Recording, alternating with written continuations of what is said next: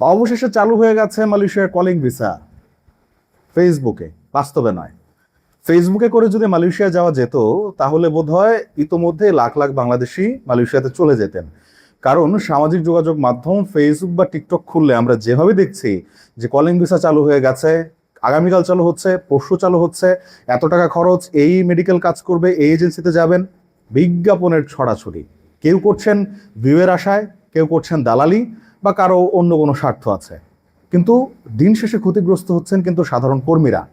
আমরা গত কিছু দিনে বিশেষত প্রধানমন্ত্রী তারেক রহমানের মালয়েশিয়া সফরের পর থেকে গুঞ্জন শুনেছি। সবশেষ প্রবাসী কল্যাণ মন্ত্রীর একটি বক্তব্য, যেটি তিনি গত 6 জুলাই দিয়েছিলেন, যে কলিং ভিসা চালু হয়ে গেছে, তার সেই বক্তব্যের পর কিন্তু এই আগুনে নতুন করে ঘি ঢালা হয় এবং ওত পেতে থাকা দালাল থেকে শুরু করে ভিউ শিকারী সবাই কিন্তু একসঙ্গে মাঠে নেমে পড়েছে অপতথ্য কিংবা ভুল তথ্য ছড়ানোতে।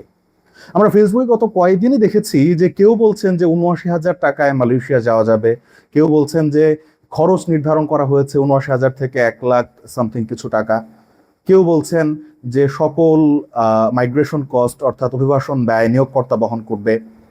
এগুলো সবই কাগুজে কথা এবং এগুলো বরাবরই বলা হয়ে থাকে। কিন্তু এবার কি এই নিয়মগুলো প্রযোজ্য হবে কিনা কিংবা প্রক্রিয়া কি হবে, কবে চূড়ান্ত হবে, তার কোনো ঠিক ঠিকানা নেই। অথচ ফেসবুক সরগরম যে কলিং ভিসার এই নিয়ম, ওই নিয়ম, এই মেডিকেল, ওই এজেন্সি ইত্যাদি নানান ধরনের খবর, অথচ সবগুলোই সর্বৈব মিথ্যা এবং গুজব। এই ক্ষেত্রে দায়িত্বশীল ভূমিকা রাখার কথা ছিল বাংলাদেশের গণমাধ্যমের, কিন্তু গণমাধ্যমও এখন একেবারে নিশ্চুপ হয়ে গেছে।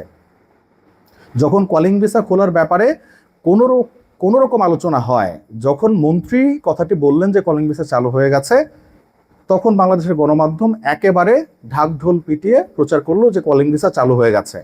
কিন্তু পরবর্তীতে জানা গেল যে না, এটি মন্ত্রী যে বক্তব্যটি দিয়েছেন এটি বিভ্রান্তিকর ছিল, অর্থাৎ শ্রমবাজার খোলেনি। পরবর্তীতে মন্ত্রী তার আরেকটি গণমাধ্যমকে দেওয়া একটি সাক্ষাৎকার এটি নিজেই নিশ্চিত করেছেন এবং প্রবাসী কল্যাণ মন্ত্রণালয় বিজ্ঞপ্তি দিয়ে সেটি নিশ্চিত করেছে যে এই মুহূর্তে কোনো প্রকার লেনদেন না করতে।